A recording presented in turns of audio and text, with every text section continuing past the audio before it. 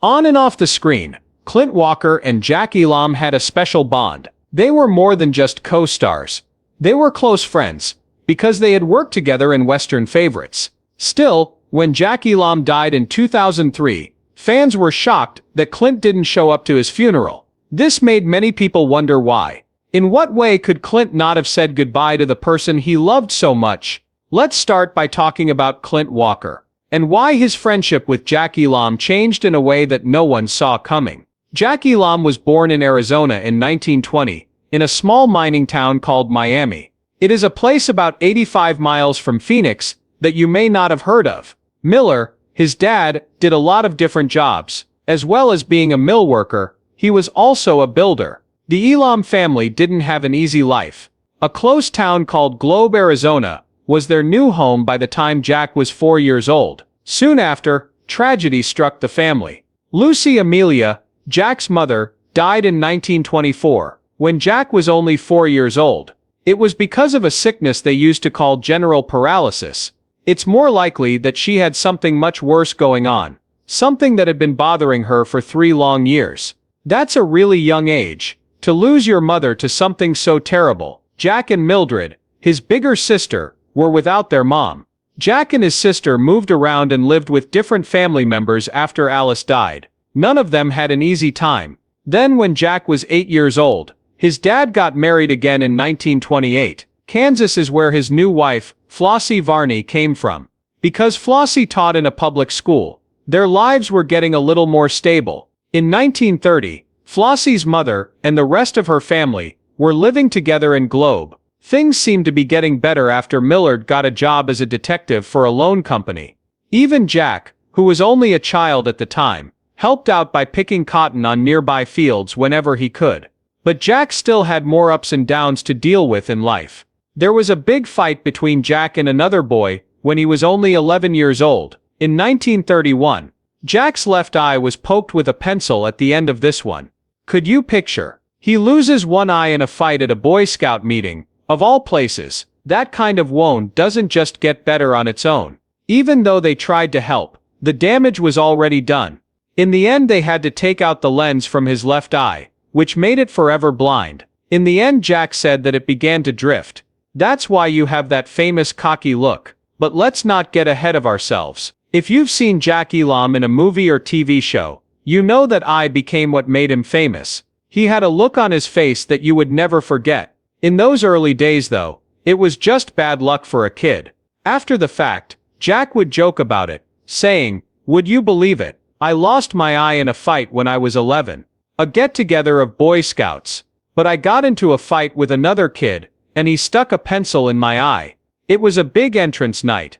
There was no doctor nearby right away. For a while, his eye wasn't getting the right care. It was too late for them to do anything. It took Jack about 20 years for his eye to start moving around. As Jack worked on the 1951 movie Rawhide, he told Daryl Zanuck, who was in charge of 20th Century Fox, that he could fix the eye. He was told not to do it by Zanuck. He told her it was part of your charm.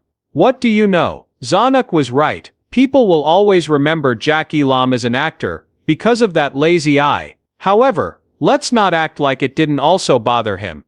Jack said that because of the eye, he was sometimes a little off-center when he talked to people. But it was just a part of who he was at that point.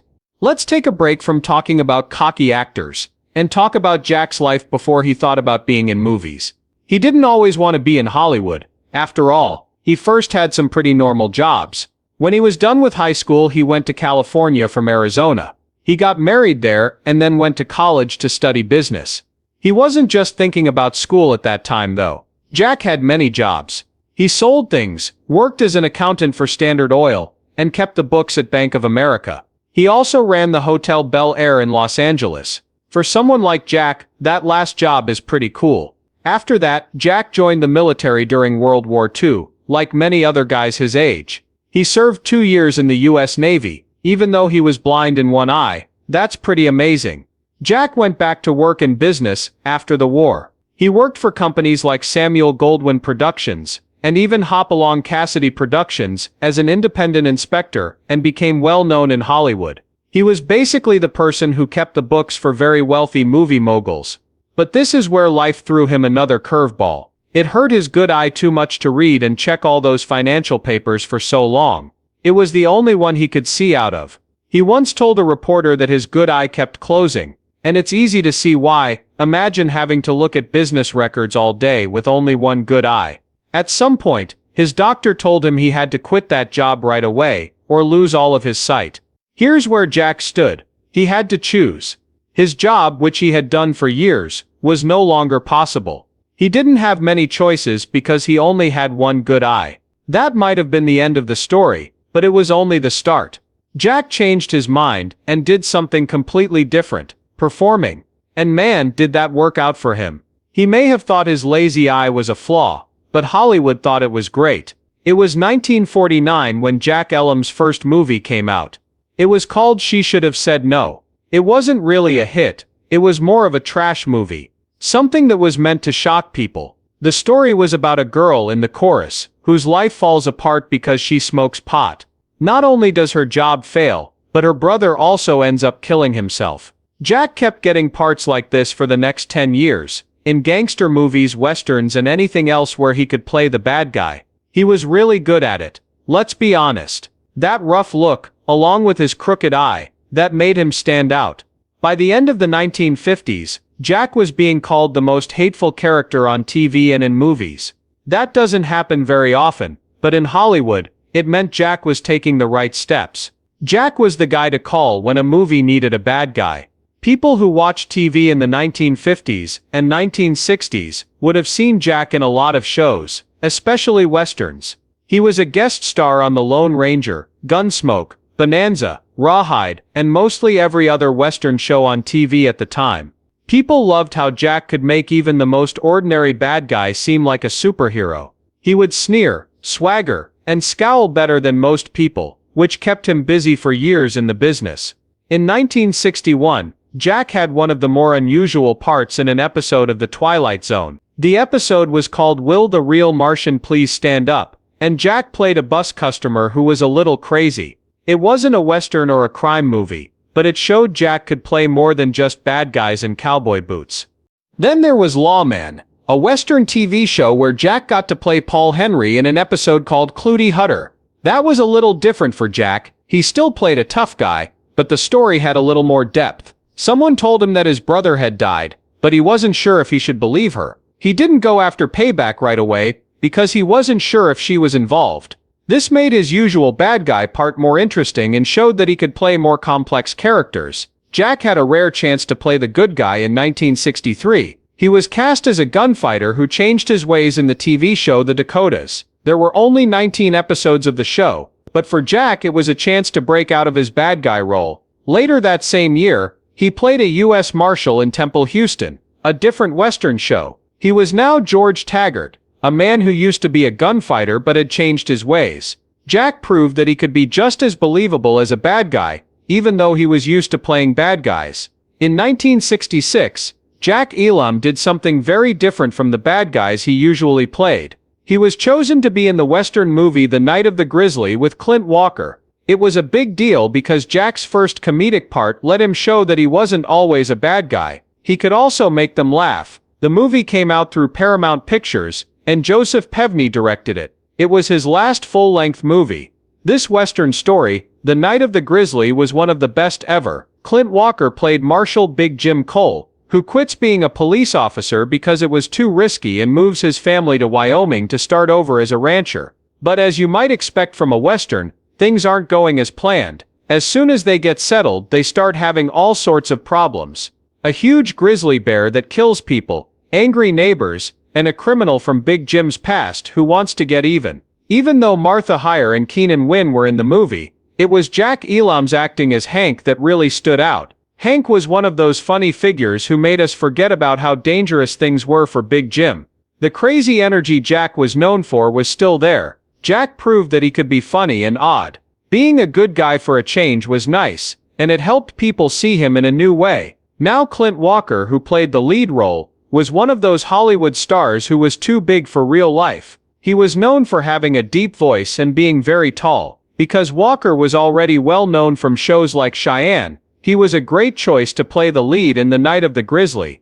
Even though Clint was the strong, quiet hero and Jack was the strange comic relief, they worked well together. On set, the two stars became very close. Jack and Clint got along well. Not only were they tough guys who didn't put up with crap, but they were also funny. The relationship between them wasn't like the ones you read about in the tabloids, but they respected each other and worked well together. But they were dating in real life as well as on screen. It was more than that. It was a big deal in the years that followed, especially when Jack died and Clint shockingly chose not to go to his funeral. The Way West was Jack Elam's next Western part.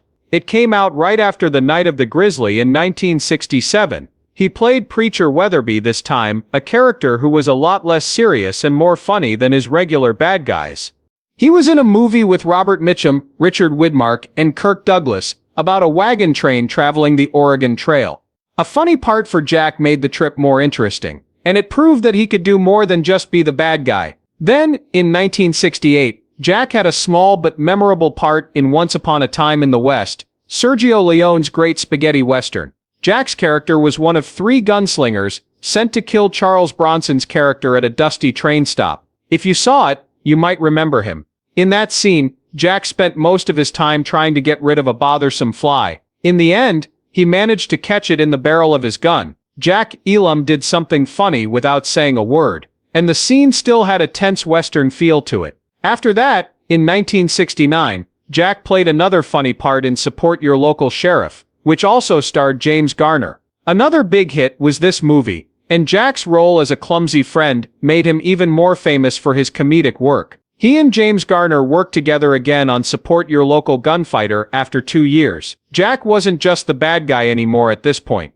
It worked because he became someone people could turn to for humor. He stood out in both movies because of how tough he seemed and how funny he was. The director of both movies, Burt Kennedy, knew early on that Jack could be funny, and hired him for 15 different jobs in the end. In the middle of the 1970s, he got a part in the TV show Texas Wheelers, as Zach Wheeler, a long-lost father who comes back to raise his children after their mother dies. The show wasn't very long, but it showed a kinder, more caring side of Jack that wasn't often seen on TV. By the late 1970s, Jack was still getting interesting parts. He played Dr. Frankenstein in the show Struck by Lightning, which only had 3 episodes. But he kept being funny with parts like Dr. Nicholas Van Helsing, a crazy proctologist in Cannonball Run and its follow-up, Cannonball Run 2. Jack played the lead role in the 1986 movie The Aurora Encounter, and it was there that he met Mickey Hayes, a young boy with progeria.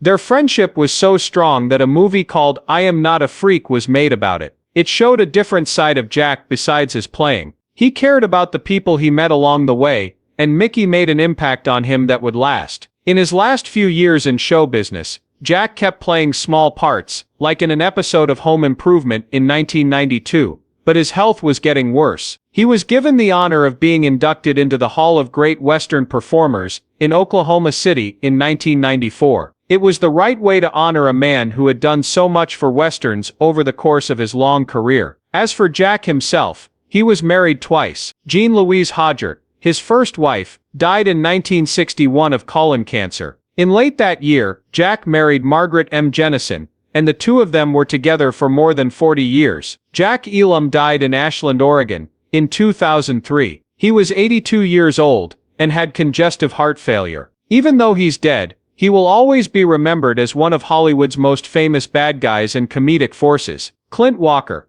who had been friends with and worked with Jack Elam for a long time, was expected to attend his funeral, but Clint Walker wasn't there on the day in question. This made a lot of people wonder why. Clint didn't go to Jack's funeral, because he was sick. At that point, Clint was in his mid-70s, and having a lot of heart problems.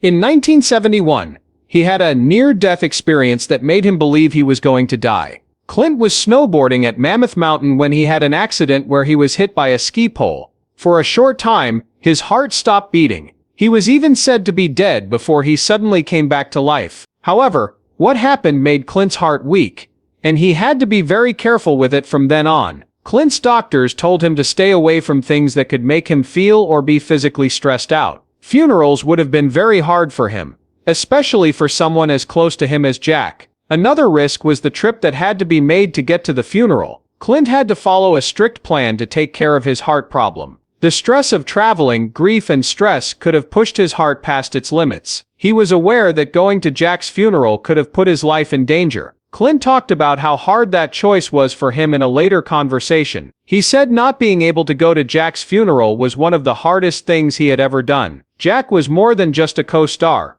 He was a friend. Jack was always up to something funny on the sets where they worked together. Clint remembered a story about how Jack lied about having a bad cold on set by splashing water on a young stand-in after sneezing to trick her. Jack was sometimes silly and naughty, which made everyone laugh. That's the kind of memory Clint kept after Jack died. Clint found his own way to remember his friend, even though he couldn't go to the funeral. He thought about the good times they had together, like how Jack could make fun of anything and how they never had a dull moment when they were shooting together. Clint thought that Jack would have understood why he chose to put his health first. Jack had his own health problems later in life, so he knew what it was like to have to make hard decisions about his health. In the end, Clint Walker decided to honor Jack Elam by keeping their memories alive in his heart, instead of going to the funeral and putting his health at risk. The two of them respected each other and went on trips together. Clint knew that Jack wouldn't have wanted him to risk his life to go to the service. It had to be done, but Clint clearly had a hard time with it because he knew how much Jack meant to him.